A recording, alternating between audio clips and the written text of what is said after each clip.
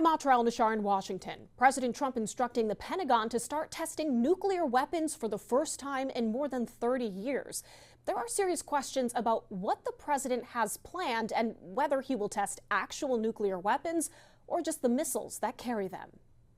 President Trump announcing what appears to be a stunning shift in America's nuclear policy. Because of other countries' testing programs, I have instructed the Department of War to start testing our nuclear weapons on an equal basis. They seem to all be nuclear testing. Russia? We have more nuclear weapons than anybody. The U.S. does not have the most nuclear warheads. Russia does, with an estimated total of around 5,500. The U.S. has the second most with 5,200, then China in third with 600. The last country to conduct a confirmed test was North Korea in 2017.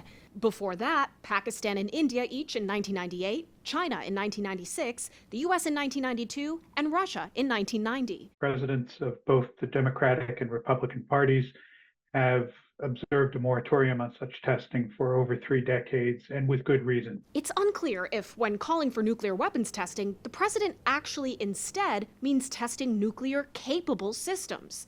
The missiles, aircraft, submarines that just deliver the nuclear warheads. It'll be announced. We have test sites. It'll be announced. If the president wants to test delivery systems for nukes, that's something the U.S. already does, but through the Department of Energy, not the Pentagon. They also regularly assess the actual weapons in what are called subcritical tests. You would make sure everything worked without actually setting off a nuclear explosion. Russia did just test a nuclear-capable, nuclear-powered missile called Burovesnik.